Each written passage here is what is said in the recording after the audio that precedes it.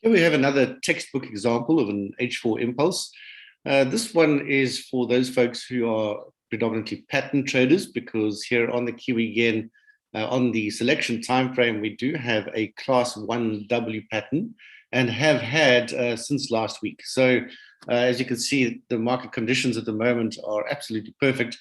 And we've had multiple impulse candles all the way through this phase one wave. So valid class 1W pattern, and of course, otherwise, we are able to say that we are in a trend and an impulse wave of that trend. So those are the two primary higher time frame selection criteria met for our H4 impulse, which means that we could drop down to the lower time frame, which this morning obviously we were able to do. Now remember, we always look for that pullback. After a pullback, and a valid pullback requiring a minimum number of points, and just to have a look at the training on the pullback if you're not familiar with that.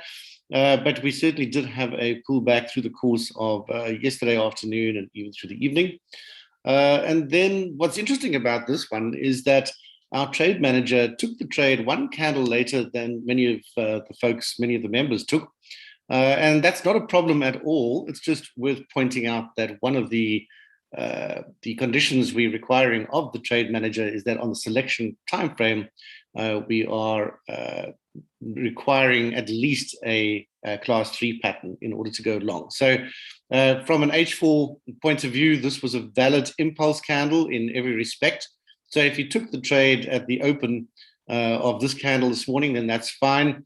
Remember, this candle did open at midnight, so the spreads were somewhat wider at that time period. So if you'd waited for the spreads to come down, as you should have, you potentially would have got a slightly better entry than what we actually ultimately got here. But that's all well and good.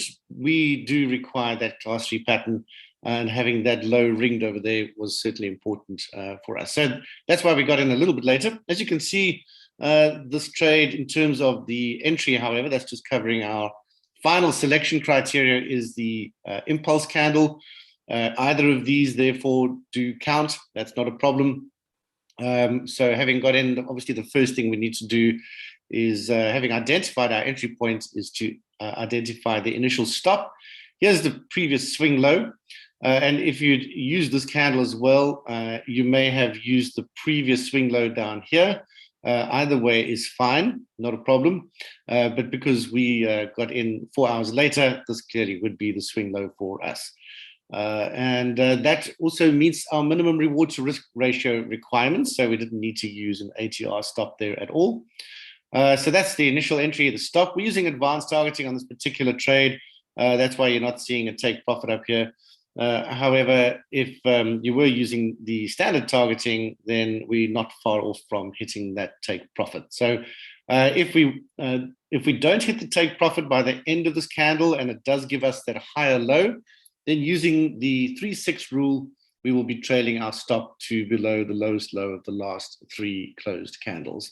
And that's pretty much it. So hopefully you can see this is a very straightforward trade and a textbook example of an H4 impulse.